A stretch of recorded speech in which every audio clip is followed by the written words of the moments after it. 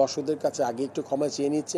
প্রথমেই আমি অত্যন্ত আনন্দিত হয় যে আপনি যখন কোনো একটা কাজ করবেন ওই কাজের থেকে যদি কোনো ফিডব্যাক আর যেটা আশা করেন যদি কাছাকাছি আসেন তাহলে আপনি এটা স্বাভাবিকভাবে আপনাকে অনেক আনন্দ দিবে। এটা আসলে এই জার্নিটা শুরু হয়েছে আজকে না, জার্নি শুরু হয়েছে প্রায় 2-2.5 মাস আগে, যখন প্রথম আমাদের মাননীয় ক্রীড়া উপদেষ্টা মাননীয় প্রধান উপদেষ্টার সাথে আলাপ করে তারা যখন বললেন যে আমাদের দেশে বিপিএল ইজ এ ইভেন্ট, যেই ইভেন্টটা আপনার সবসময় মনে হয় যে এটা একটা ফেস্টিভ মুডে থাকে, এটাকে আরও বড় করে বড় পরিসরে আমরা কেমনে মানুষদের সম্পৃক্ত বাড়াতে চাই।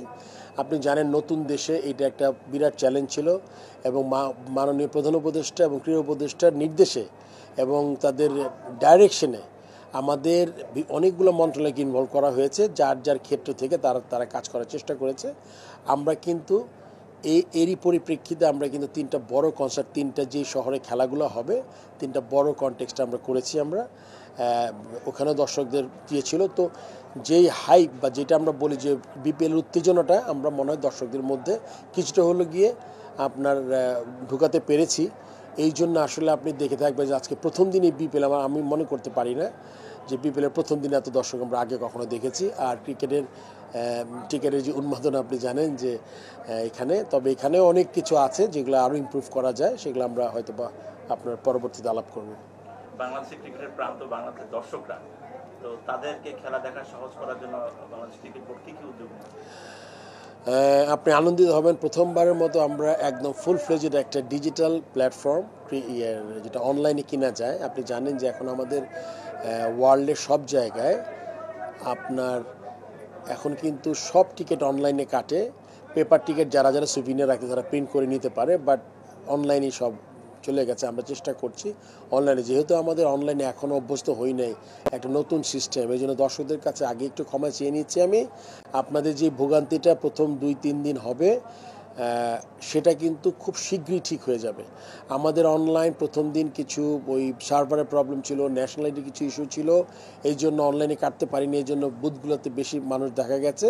বাট আই এম শিওর এমন দিন আসবে যেটা আমি খুবই অত্যন্ত আনন্দিত হব, যেখানে আপনার অনলাইনে টিকিট কাটবে। এটাতে সবচেয়ে বড় সুবিধা হচ্ছে, আপনি জানেন তো একটা টিকিট মানে একটা টিকিটের যে মূল্য ওইটা একটা টাকা।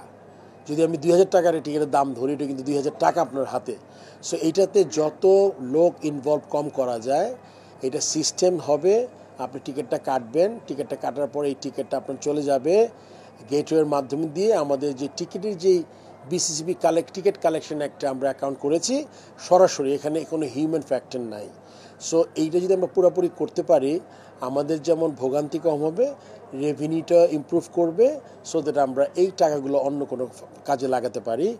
আর আপনি বলেছেন ঠিকই, দর্শকরা যখন কালকে নতুন একটা জিনিস যখন হয় তখন আসলে একটু প্যানিক করেছি আমরা, কিছু গুজবও ছড়িয়েছে, এগুলোর থেকে আপনারা কান না দিবেন। আপনি দেখবেন ইনশাল্লাহ আগামী 2-3 দিন মধ্যে ঢাকা রাউন্ডে মোটামুটি আমরা পুরোপুরি জিনিসটা একটা সিস্টেম এনে ফেলতে পারবো। অনলাইনে যারা টিকিট কাটবেন তাদের জন্য একটা র্যাফেলের মতো একটা ড্রর মতো হবে প্রতিদিন আমাদের। ভেরি নাইস অফ হিম, যেটা একটা করে ইলেকট্রিক বাইক আমরা দিব, এবং এটা আজকে খেলাই শেষের দিকে আপনারা জেনে যাবেন কে উইনার।